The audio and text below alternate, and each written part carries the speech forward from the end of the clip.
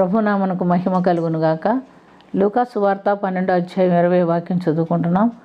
అయితే దేవుడు, వెరివాడా, ఈ రాత్రి నీ ప్రాణం అడుగుచున్నారు, నువ్వు సిద్ధపరచునవి ఎవని వగును అని అతనితో చెప్పాను.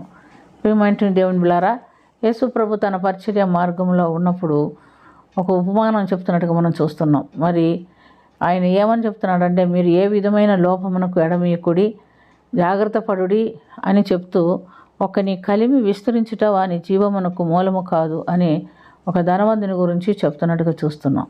ఒక ధనవంతుని పంట సమృద్ధిగా పండిను.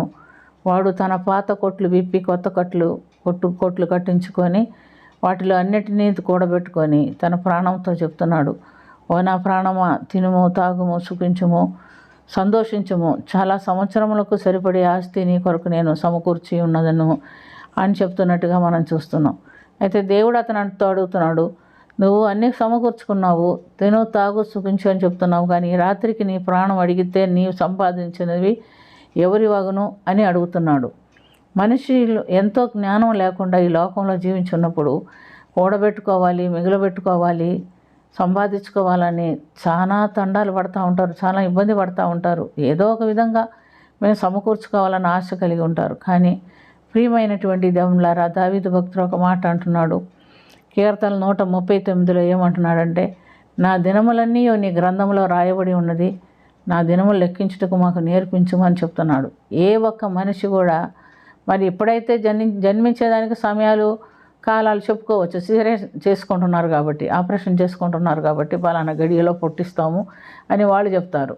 ఇంత మునుపు అలా కాదు కదా. ఆ పుట్టే గడియ, ఆ చనిపోయే గడియ ఎవరికి తెలియదు. ఈ దినం మనం ఉన్నాము, ఏ గడియలో దేవుడు మనల్ని పిలుస్తాడో మనం వెళ్ళిపోతాం, మనకు తెలియదు. కనుక మనము ఈ లోక సంబంధమైన వాటి కొరకు ప్రాధాన్యత ఇస్తూ వాటిని కూడబెట్టుకొనచ్చు, వాటిని చూసి ఆనందిస్తూ సంతోషిస్తూ ఉన్నట్లయితే ప్రభు పిలిచినప్పుడు మనం వీటిని ఏటిని కూడా ఎత్తుకొని పోలేం.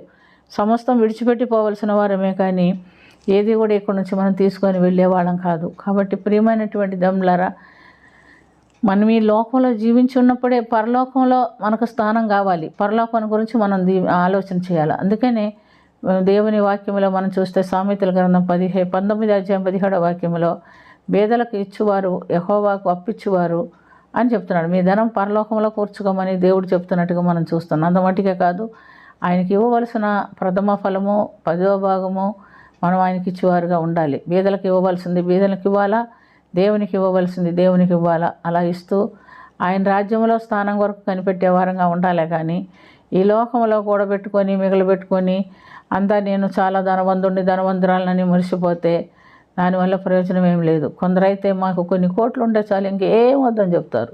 కోట్లు మనం ఏమన్నా సమాధి పెట్టిలో పెట్టుకొని ఇచ్చి పంపిస్తారా ఏంటి? ఎవ్వరు ఏం ఎత్తుకొని పోలేం. ఎన్ని ఉన్నా అన్నీ తీసేసి తెల్లగుడ్డ కప్పేసి మనల్ని పంపిస్తారు. అంతేగాని ఏది కూడా పరలోకంలో పనికిరాదు. కాబట్టి ప్రియమైనటువంటి దేవులారా, వెరివాడా అని పిలుస్తున్నాడు. వెరితనమే కదా ఈ ధన సంపాదన, ఈ కూడా పెట్టుకోవటం అంతా వెరితనమే. నువ్వు సంపాదించినవి ఎవని వగును అని అడుగుతున్నాడు దేవుడు. ఎవరిది అవుతుంది? మన లోకంలో విడిచిపెట్టి పోవాల్సిందే కదా, మనం ఎత్తుకొని పోలేం కదా. కాబట్టి ఈ విషయంలో మనుషులు ఈ లోకంలోనే సంపాదించుకోవటానికి ప్రయాసపడకుండా పరలోకంలో కూడా ధనం కూర్చుకునేదానికి దేవుని సన్నిధిలో కనిపెట్టుకొని ప్రార్థనాపూర్వకంగా ముందుకు సాగుదాం. ప్రార్థన చేసుకుందాం. ప్రేమ కలిగిన తండ్రి, కృప కలిగిన ప్రభు, శ్రద్ధగా మేము వెరివాళ్ళ వలె ఉండకుండా నీ రాజ్యంలో మాకు స్థానం కావాలని, బీదలకు ఇవ్వవలసింది బీదలకును, నీకు ఇవ్వవలసింది నీకును ఇచ్చి లోకంలో ఉన్నప్పుడే నీ రాజ్యంలో మేము ధనం కూర్చుకున్నట్టుకు, రాజ్యంలో ప్రవేశించుటకు మీరు మాకు సహాయం చేయమని అడుగుతున్నాం.